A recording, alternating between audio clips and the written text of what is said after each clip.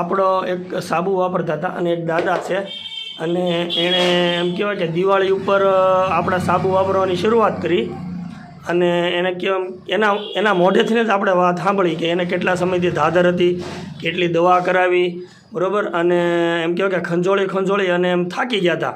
રોજ રાત્રે એમ ખંજોળ આવતી અને એમના દીકરા જે સુરતથી આવ્યા હતા ને તો એણે મને એમ કીધું કે ભાઈ મને એક સાબુ આપો અને કે ગેરંટી છે કે નહીં.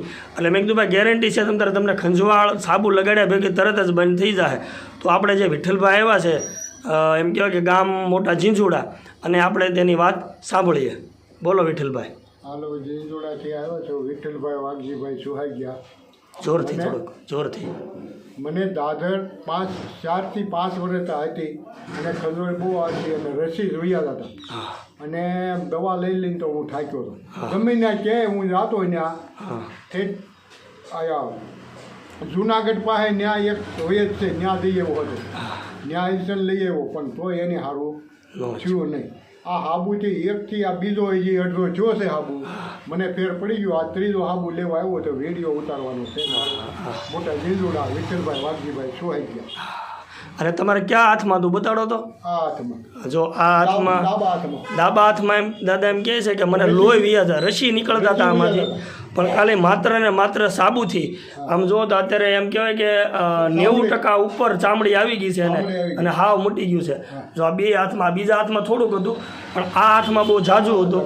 તો એમ કહે કે વિઠ્ઠલભાઈએ ઠેઠ જુનાગઢ સુધીની દવા કરાવી છતાં તેને મટતું નહોતું, હાથમાંથી લોહી નીકળતા હતા. પણ આપણા માત્ર ને માત્ર એક સાબુ વાપરી અને બીજો તો હજી અડધો છો છે છતાં એને 90% રાહત છે.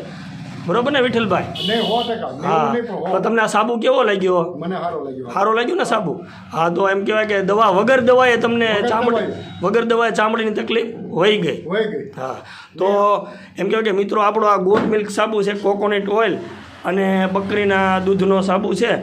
તો હું એમ કહું છું ખોટા ચામડીની જે દવા આવે છે એમ કહેવાય કે સ્ટીરોઇડ જ હોય છે અને આ આપણો સાબુ છે. અને સ્ટીરોઇડ તમારા ખાવાથી લીવર, કિડની, આંતર, બરાબર છે, અને હૃદય, એને બધાને તકલીફ પડે છે.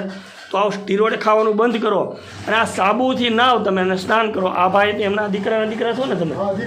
આ ભાઈ તમારું નામ શું છે? મારું નામ પ્રીતભાઈ છે. તમે ભણો છો? હા.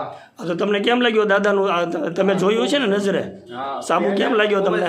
ખૂબ સારો લાગ્યો ને? પહેલા તો બહુ જ ખંજવાળ આવતી. હા. તો સાબુ વાપરતા, દરરોજ સ્નાન કરતા સવાર સાંજ. હા. તેથી સારું રિઝલ્ટ જોવા મળ્યું અને ખંજવાળ આવતી, દાદર હતી એમાં સારું થઈ ગયું. ને એ મારી માટે ખીજાતો હતો. અમારે વ્યાજ છે એ કે ચામડીનો રોગ થાય તમે દવા લ્યો. હા. અમારે મારે દીકરો છે. હા. ત્યારે એ મારી માટે બહુ ખીજાય. હા, ખીજાય કે તમે છે ને દવા લ્યો, ચામડીનો રોગ આમે થઈ જાય. મેં કીધું ભાઈ નહીં થાય, જો હરખું મેળ આવી જાય ત્યાં હાબુથી મેળ આવી ગયો.